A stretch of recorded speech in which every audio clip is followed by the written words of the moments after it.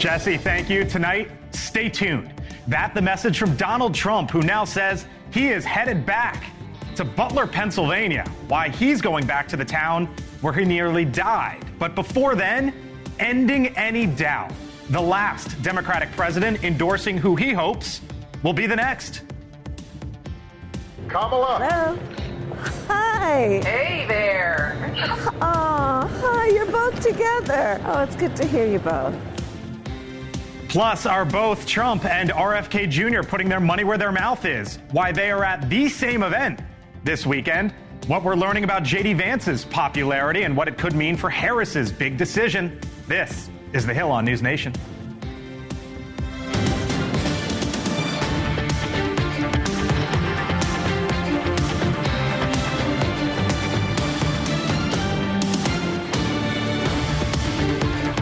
Hello, good evening. I'm Blake Berman, and what a way to end this work week when looking at the race for the White House. Donald Trump just revealing he is heading back to the place where he nearly lost his life. Trump posting just a little while ago, quote, "I will be going back to Butler, Pennsylvania for a big and beautiful rally honoring the soul of our beloved firefighter hero Corey and those brave patriots injured 2 weeks ago. What a day it will be. Fight, fight, fight. Stay tuned," he says, for details. Now, his predecessor, Barack Obama, began the day, even before the sun came up, releasing a major announcement of his own. He ended all doubts, endorsing Kamala Harris for president. Shell and I couldn't be prouder to endorse you and to do everything we can to get you through this election and into the Oval Office. That perhaps putting a bow on what has been a week-long gift, you might say, for Democrats. But we begin tonight with Stephen Miller, longtime advisor to Donald Trump, who I spoke with shortly before that big reveal. Stephen Miller, thanks for being with us here on The Hill. Appreciate the time. First time on the show, so thanks for being with us this Friday. My pleasure. Hopefully the first of many times. Yeah, hopefully the first of many. All right, so let's start with the state of the race, Stephen. Obviously, a lot's changed in the last week. National polling, New York Times poll has us basically a dead heat. Our polling at The Hill and Emerson College shows Trump and Harris in 5 of the key swing states, Donald Trump up 4. So with that as the backdrop here in the last week or so, I wonder how you view, Stephen, the state of the race right now and where you think things are. Well, of course, in one sense, we're in uncharted territory because, to the best of my knowledge, it's never before happened in American history where, subsequent to a primary, a candidate has been forced out of the race by his own party and party donors, and then a new nominee was coronated without receiving a single vote. So in that sense, we just have to take a moment and just remember that we are in uncharted, completely new waters.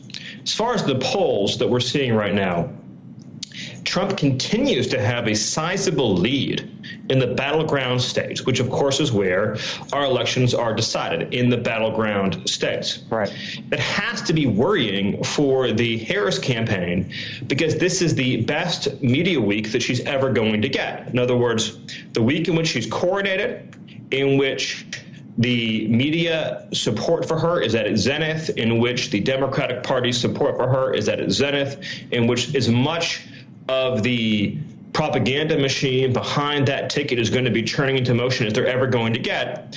They would have hoped, I would imagine, that they would get a significant bump during that first week, and they're simply not seeing it.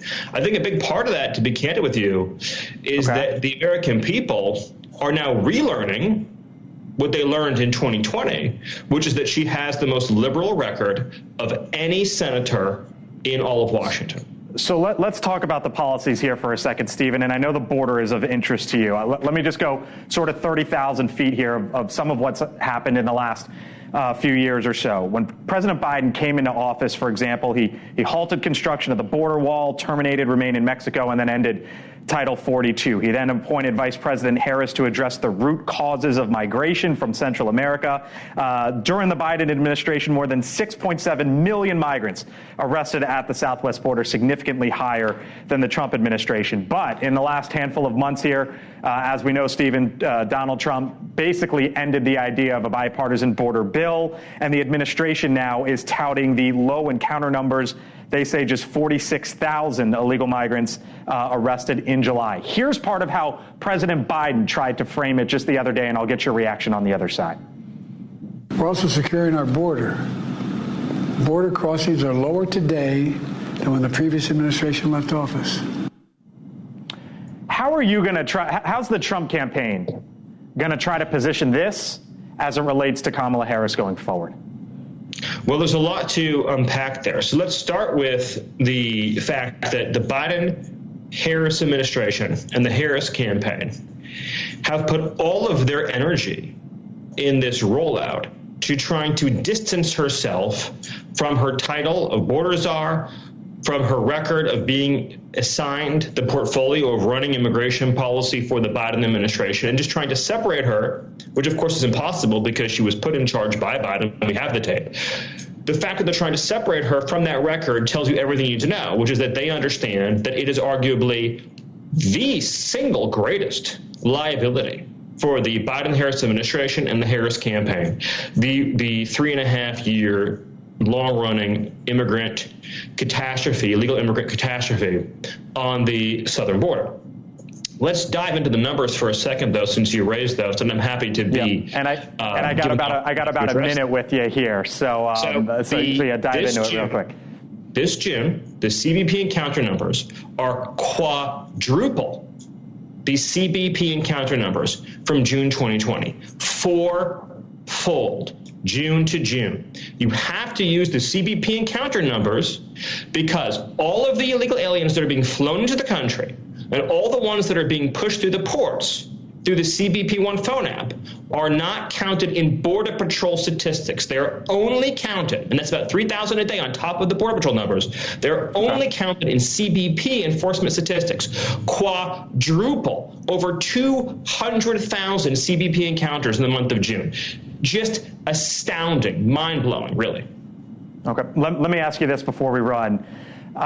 Because the left has coalesced around Kamala Harris and the right's coalesced around Donald Trump and J.D. Vance, obviously, right? But there's still a pretty big wild card out there, Stephen, and it's RFK Jr. Because in many of these states, he's still running 6 to 10%, give or take. Is the Trump campaign courting RFK Jr. at this point in time? And what do you think the possibility is of him giving an endorsement to Donald Trump? I couldn't possibly handicap that. Only RFK Jr. knows what's in his own mind. What I can tell you is that RFK Jr. is a lifelong left-wing Democrat. His entire public identity for decades and decades is being an outspoken left-wing Democrat. And all the polling and modeling that we've seen is that as a result of that half century of public life as a Democrat, he pulls significantly more from Biden voters than from Trump voters. And at the end of the day, you talk about the right, you talk about the left. The Trump Republican agenda outlined in Milwaukee is a mainstream pro-American agenda: border security, low inflation, deport illegal immigrants, crack down on crime, kick out the cartels, drill for American energy, stop the entry of men into women's sports. These are 80-20 down the middle issues. And so you're going to see really this being a center and a center-right coalition against, as I mentioned, the most liberal senator in Washington.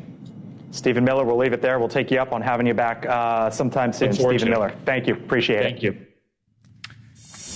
All right, joining me here today on The Hill over the course of the hour, Chris Stirewalt, NewsNation political editor, host of The Hill Sunday, Kelly Meyer, NewsNation Washington correspondent, Kurt Bardella, NewsNation contributor, Democratic strategist, and Aaron Perini is a Republican strategist. Hello to you all. Nice to have you all in. We made it to the end of the week.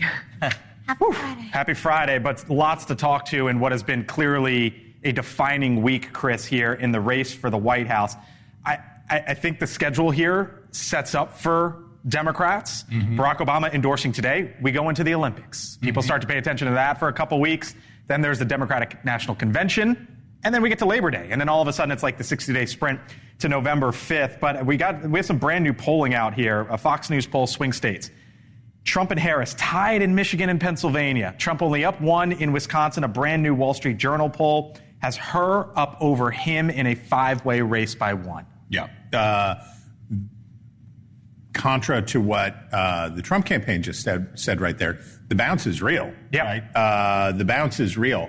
And a week ago today, in an average of high-quality polls, Joe Biden was down more than 2 points nationally to the former president. And we know that a Democrat has to win the national popular vote by 3 points or more to be competitive in the swing states just because of how the cookie crumbles.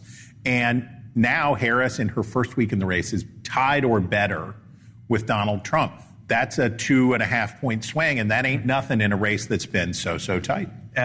Yeah, go for it. Yeah, I think one of the interesting things about this poll, too, it has Harris plus 19 with urban voters, plus 18 with college-educated voters, plus 13 with suburban women, and plus 25 with voters who were double haters who did not like Biden or Trump. Those have now gone plus 25 to Kamala Harris. Give me the men number, because I would imagine that for Trump, that's where he does well. Didn't see that number yet. But to Chris's point, Aaron, this has swung. Donald Trump thought he had this race wrapped up, which is probably why when Joe Biden was in it, which is probably why he picked J.D. Vance. But these numbers, whether it's a bounce now will be the question. If it's permanent, will be the question. But for now, there's got to be some worry on your side of the aisle. There's a long road ahead and a forever in politics. Look at the last 2 weeks of news. Let's keep this in frame here. This is not a catastrophe. It's a move in polling. But the Trump team should start making plans, because this does shift the political landscape they're standing on. There was a recent Wall Street Journal poll that came out, though, that has the support for the job that Trump did at 51. It's a new high. Kamala's support right now for being VP is at 41%. There's still room here for Donald Trump to pick his numbers up. He just has to talk about the issues. I know that's a famous saying, but that's what's going to take. So this is what's so great about listening to the two of them, because you just heard Kurt sort of lay out the Democratic perspective and what he's pointing to. Aaron, the Republican perspective, what she's pointing to. Kelly, let me ask you about the news from Donald Trump headed back to Butler, Pennsylvania. And we don't know when he's going to go there. It was sort of classic Trump. Stay tuned. Yeah. But I wonder what you make of Donald Trump. This is a state that both campaigns, I guess you could say at this point, need. Yeah, and it seems like he is going to Pennsylvania a lot. I noticed that. I think he announced something in Harrisburg, too, coming up next week. So I feel like his campaign is going to Pennsylvania a lot. We know Biden, would go to Scranton and stuff like that, but it seems like Harris is going to Georgia next week. She goes to North Carolina. But it seems like the Trump campaign and Vance now, they seem like they go to the Keystone State more. But I think we were expecting him to go back to Butler. I'm not sure I would have expected it so soon. Right. But I think we'll see exactly just when he does it. But an interesting thing with the White House this week that I noticed in Kamala Harris as we're talking about it is just how much Biden kind of took a step back and allowed her to kind of begin to have her own voice. And I feel like this is the first week from covering the Biden-Harris administration that we were able to hear Kamala really be able to speak up, especially when she had that meeting with Netanyahu on her own and then did her own press conference afterwards. Biden didn't do that. He allowed her to do her own thing. What did this week mean for her? Well, the fact that Barack Obama was underestimated how quickly she would get this done. So here's your read. Here's your Washington read on what happened this morning with Barack Obama endorsing her. Was Barack Obama was always going to endorse Kamala Harris. He was always, because she was his candidate in 2020 before she flamed out before Iowa. So he was going to let the party work its will, and they were going to do that. And he didn't want to be presumptuous. It happened so fast that Democrats came together. Yeah. The delegates fell in line. The state delegations fell in line. It happened so quickly that Obama was left that he couldn't even keep up with it. And by the end of the week was like, put it in a tweet. I guess we'll just get it out there, because it became weird that he hadn't. That's how fast Democrats united behind Kamala Harris. All right. Still to come here on the Hill on NewsNation. Chris is going to break down where VP Harris could go with her vice presidential selection, especially given J.D. Vance's approval ratings. But on the other side of the break, the moment on this show this week that went viral. Oh, no. Happened with those two, Aaron and Kurt. We will show you that moment. And so Kurt put it out. And in the clip Kurt put out, he never gave Aaron a chance to respond. It's true. Perini will respond. She's got her clip own that went follower. viral on the other side. You're watching The Hill.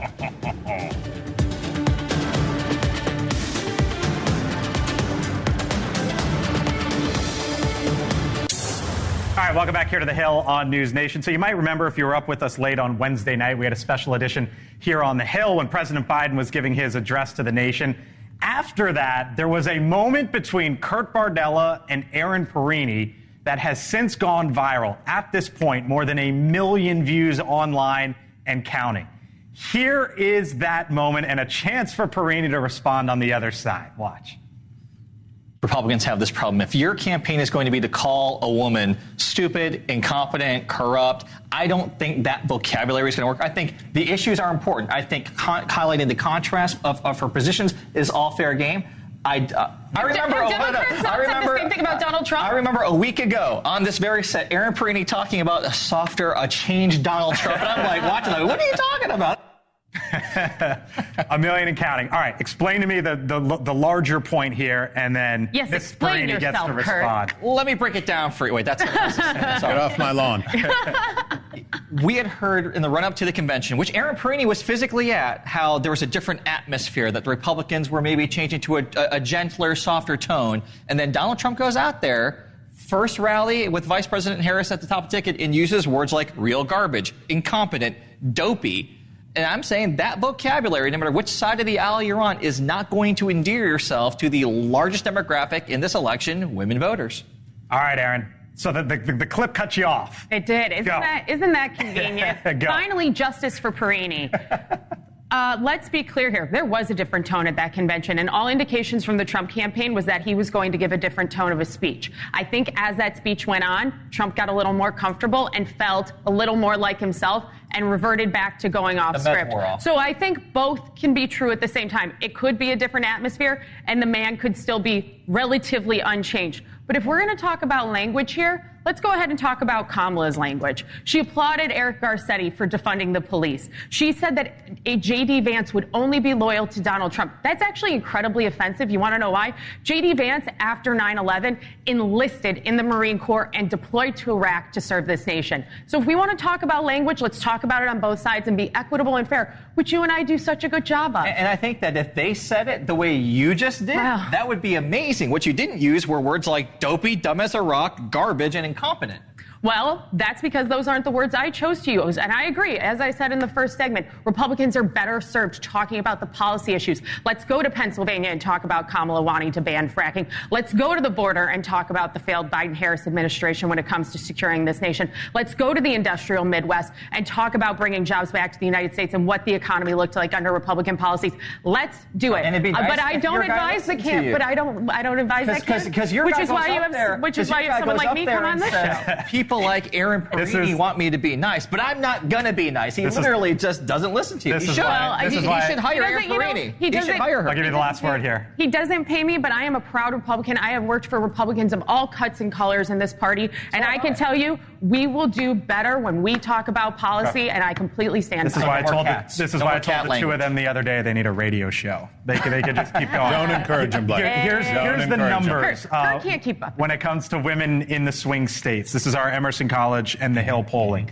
Harris versus Trump, you can see it's basically tied in Arizona, +4 for Harris in Georgia. She really scores well in Michigan, Wisconsin, and Pennsylvania, the blue wall. Now, I asked Kurt about men earlier in the show, so let's go to the other side here. In those swing states, Trump is doing much better with men, Chris, than Harris is doing with women. You can look there. He is in double digits, between 10 and 16 points in those 5 swing states. Yeah, and you don't need to do as well with women because women vote are higher propensity voters. Women vote at a greater frequency than men. They make up the majority of the population generally, but of the electorate, they make up 53 to 54% of the electorate. But here's Kamala Harris's number one job right now, is to bring down Trump's numbers with men. Trump will bring down his own numbers with women. But Harris has to find a way to bring down Trump's numbers with men, making an appeal to them. Maybe like with the running mate that appealed to dudes. All right, we're going to get there. We're going to get there. Chris is teeing himself up. By the way, tomorrow on NewsNation, a special encore report, The Plot to Kill Trump. Brian Enton, host from Pennsylvania near the site of the assassination attempt. The major unanswered questions tomorrow, 10 o'clock Eastern, right here on NewsNation. Now, there's still much more ahead here on the Hill, including the fallout from violent protests in Washington, pro-Hamas graffiti on statues by the U.S. Capitol. How are you allowed to do that? Is that, remember, they're a foreign terrorist organization. Is that aiding and abetting foreign terrorists? Jesse Weber answers that question. Plus, Trump and Netanyahu together in Mar-a-Lago when The Hill on NewsNation returns.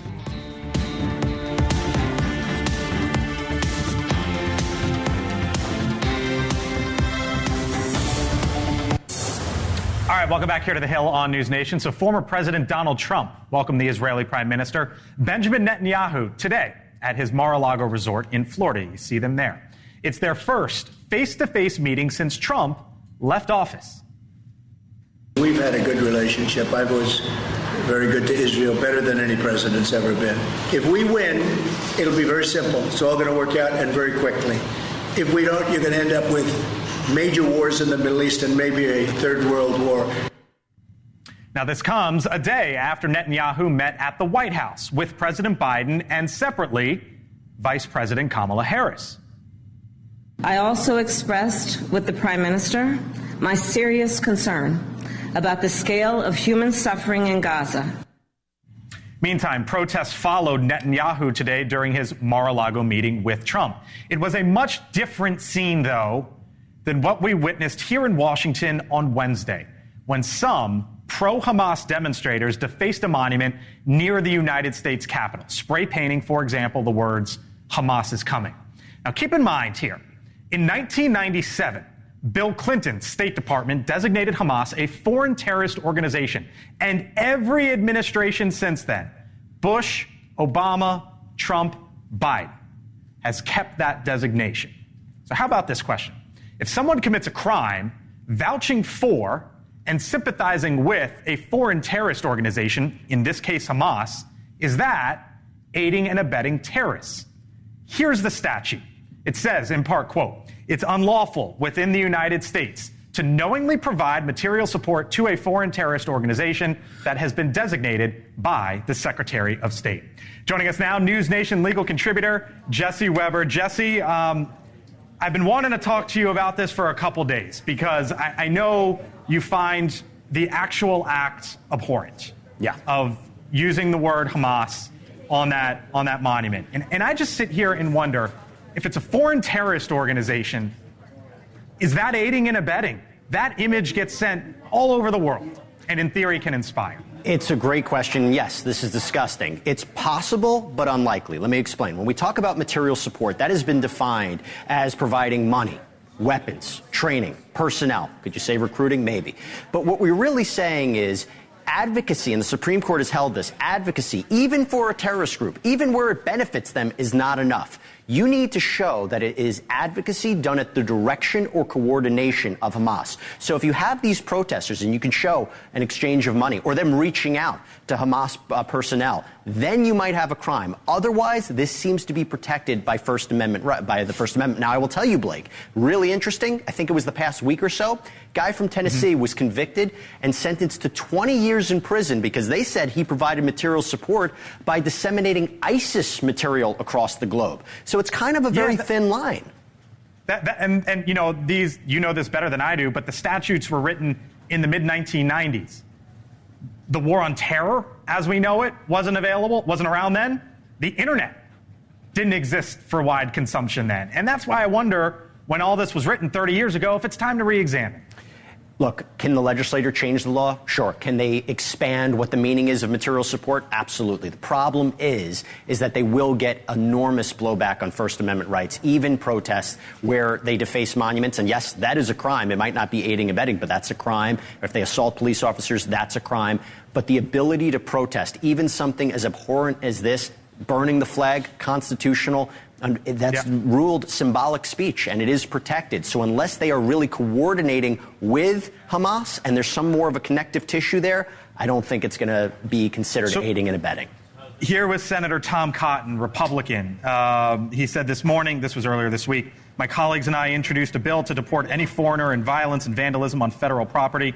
The actions of pro-Hamas lunatics at Union Station in D.C. are shameful, and anyone on a visa who took part should have it revoked immediately." You're saying stuff like that, like lawmakers would have to put forth legislation like that in order to potentially enact change. And survive a constitutional challenge, because I can guarantee you the minute that would be passed into law, minutes after there'd be a lawsuit. And clearly, we've already seen people, when all the protests were happening on university campuses, there's lawsuits that are happening that's saying this is material support to terrorists. And it's going to be interesting as it makes its way through the civil arena to see if it ultimately will make its way to the criminal arena. But I just don't think at this point. What do you mean by that? What do you mean by that in the civil to the criminal? So look, civil arguments, it's a different kind of standard of law. It's a different case. But of course, making an argument as far as a lawsuit could be a wake-up call about whether or not there needs to be a change for our criminal law. And clearly, this is disgusting. And there are other laws. So if somebody defaces property, that's a crime in Washington, D.C. If they assault police officers, that is a crime. So there's other ways you can charge these individuals without ultimately charging them with the federal statute of aiding, abetting, or providing material support to terrorists. NewsNation legal contributor Jesse Weber. Jesse, thank you, sir. Appreciate it. Have a great weekend. Thanks so much. So this question got to my mind because we had a former Democratic congressman on this show, I don't know, a month or so ago, who made the point that said this is getting really close to that line. And I think, as you heard Jesse there say, there's some challenges here. And I wonder if this is going to start to be reexamined, and if so, how? I mean, it should. Again, I'm kind of with you on this. I think that if you are spray painting a terrorist organization's, words, propaganda, emblem, whatever, on American soil, on American property, like you are helping them. You are, propping them up. You are giving them exposure. You are trying to convert people, whatever it might be. Like, you are not aligned with the United States of America's values at that point. Right. Well, we have sufficient laws. It is illegal to spray paint things on. We don't need speech laws here. We don't need laws to determine whether this speech is bad speech or good speech.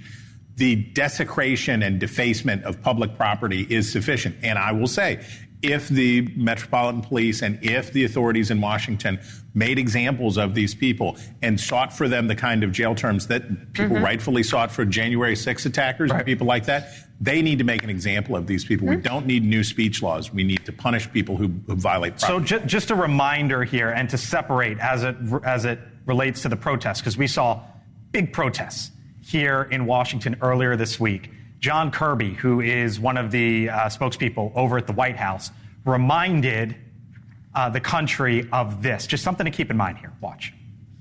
We do know that Iran has been funding and encouraging some of the protest activity here in the United States. Some of it. Some of it. And so it's a reminder from the White House, Kelly, when we see some of this stuff, they believe Iran is behind some of it. Some. And he also did make clear, as his soundbite went on, that it also is, there are people that just want to get involved and speak out against what the government of Israel is doing and things like that. But I think in terms of what we were talking about with Harris meeting with Netanyahu and the ceasefire negotiations and things like that, and even as the American hostage families, the families of American hostages came out of the West Wing yesterday, they said they are all in agreement, Harris, Biden, Trump, that this needs to end and we need to get our hostages home. So for them, whoever gets into office, elected in November, they feel as though this can come to an end. They want to see it come to an end. But it was interesting with the Israeli government, some there didn't feel as approving of Harris's comments in her press conference, essentially after their meeting, because they feel as though they want to make sure they can keep fighting to rid of Hamas. And for this agreement, they want to bring out a ceasefire and then move towards that two-state solution.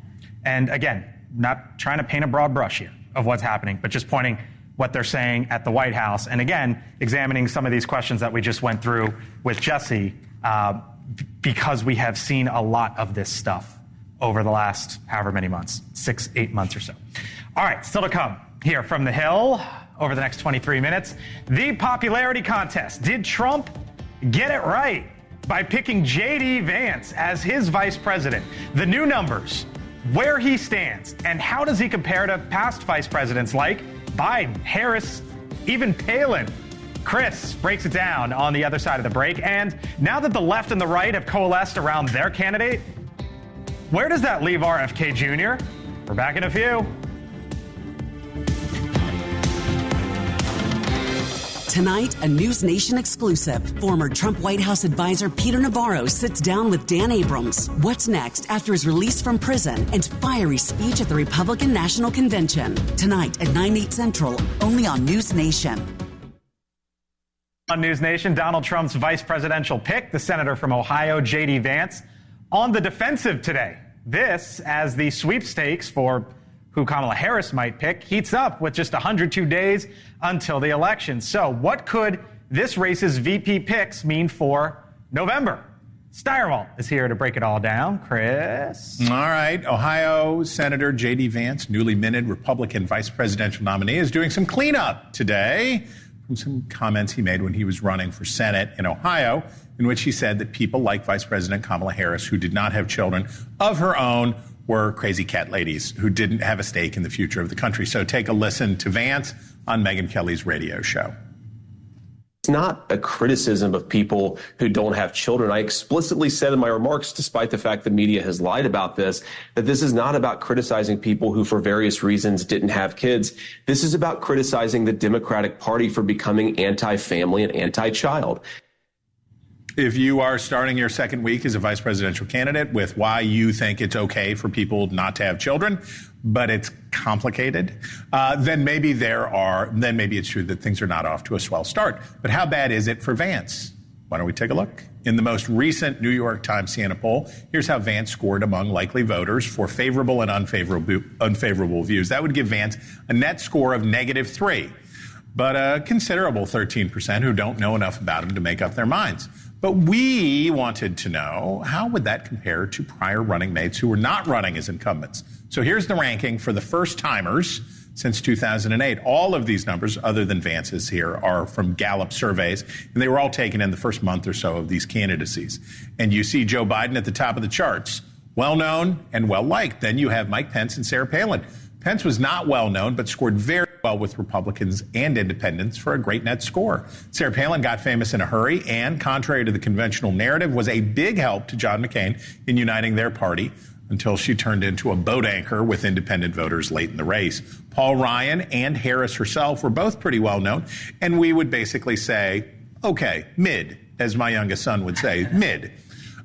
So who is Kamala Harris's Joe Biden or Mike Pence? Who is the candidate for vice president who is, as Barack Obama would say, likable enough, but won't do any harm to the ticket? You'd love to get a Biden or a Pence out of this. At a minimum, you want a Ryan or a Harris out of this, right? You want, as her campaign wrestles with the questions of who to pick, the question that will remain is how much latitude will the Democratic base give her if she picks a likable, moderate white dude?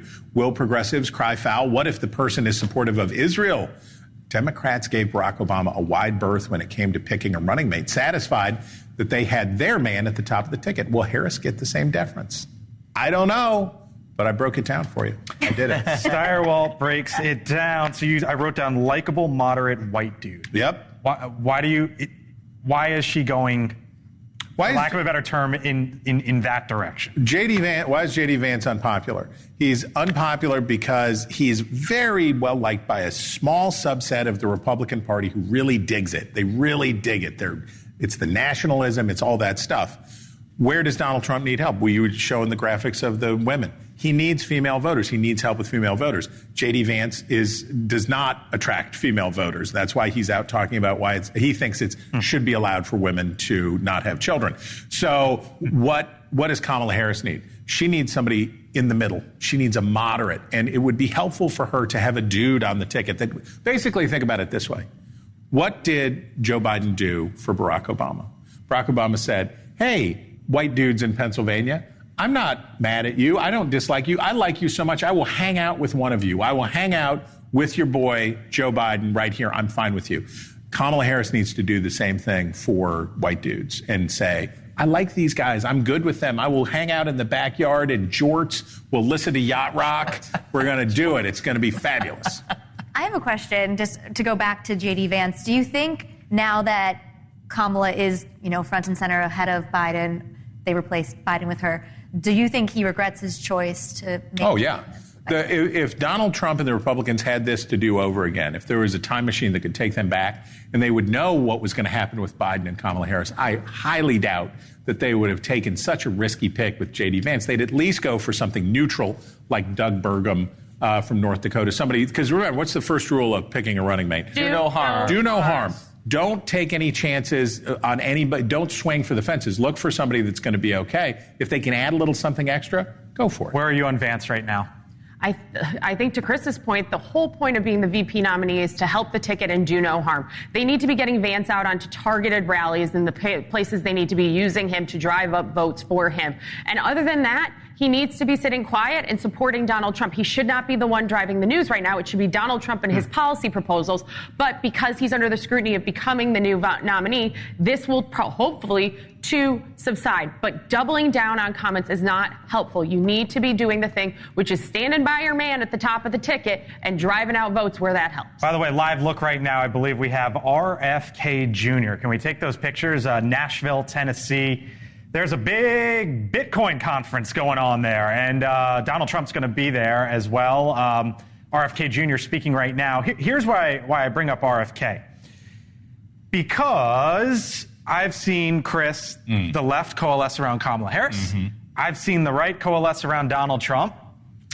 What does that man do now? So you and I were sitting in this very studio, the day that Biden dropped out. And we said, RFK's going to the microphones. He's going to talk. What's he going to say? Right. And the window opened. And you know what he did with it? Nothing. He did bubkiss with it. And RFK is on a journey on his own. He is wandering a road. And you see in the Wall Street Journal poll his share of support 5 or 6%, or lower. And the reality for RFK is he had several moments where he could go for conservative voters. He could go for progressive voters. He could look for a space, but he's sort of just been all over the map. But 4, 5, 6% could be a massive difference in a swing state, right? Yeah. It could tip the election one way or another. Do you want your parties to court him?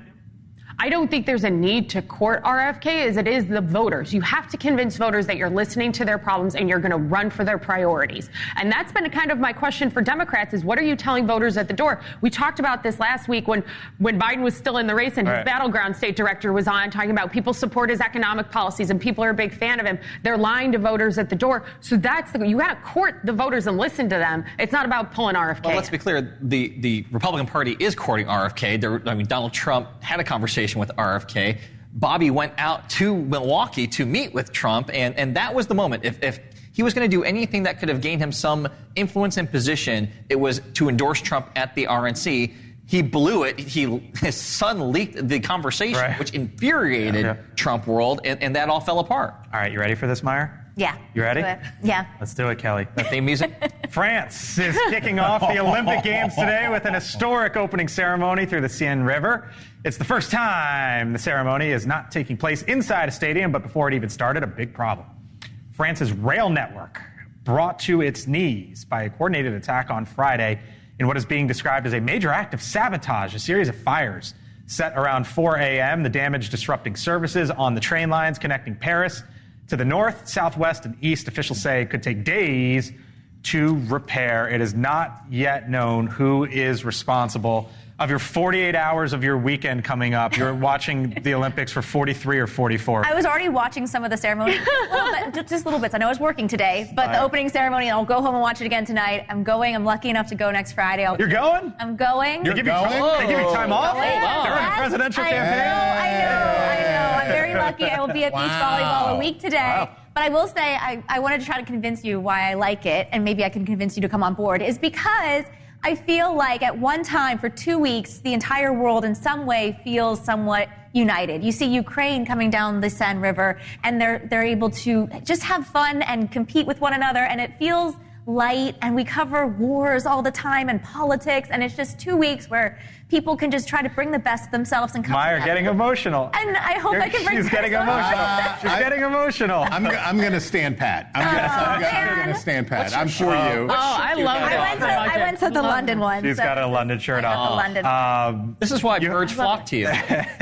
You have the best Sunday show on the business, 10 a.m. Sunday morning, The Hill Sunday with Chris Steyerwald. Who you got? We have Jason Crow, Democratic congressman from Colorado.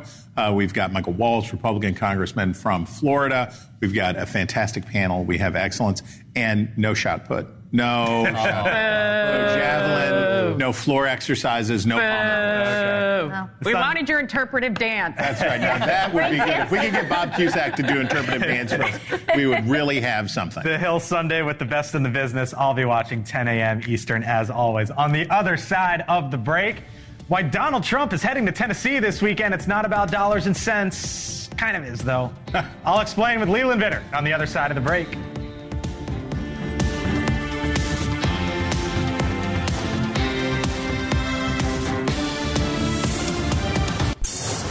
All right, so before we say goodbye here on the Hill, here's a story that caught our eye. The presidential candidate, Robert F. Kennedy Jr., at the Bitcoin conference earlier today. And listen here to what he said.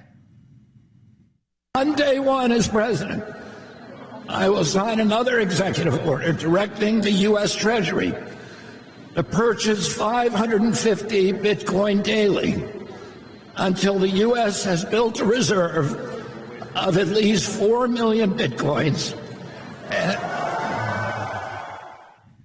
All right, so he's one of the featured speakers at this year's conference in Nashville. Tomorrow, Donald Trump will also be speaking to the same crowd. Host of On Balance, Leland Vitter. You're going to ask me about Bitcoin? Yeah, there's more. 65 million households own a dog in this country. 90 million people own crypto. And I know in that world they are awaiting to see what Donald Trump is going to say about this. I had a member of Congress tell me yesterday they think there's a million single-issue crypto voters in this country. Well, then I guess JFK Jr. has a shot to get... Oh, sorry. No, you're good, you're good. It's been a long day. Yeah. RFK Jr. has a shot to get a million... voters? It's not so much RFK Jr., it's look, Donald Trump has fully dove in here. Right, as has J.D. Vance, as has RFK Jr. Kamala Harris hasn't. Okay, well... you don't think this is important? I can't get excited about this as a single-issue voter. And I think the concept of single-issue voters, there are so few of them, and they are so fungible, to use a Bitcoin term. That's a Bitcoin term, right? Yeah, or non-fungible. I can never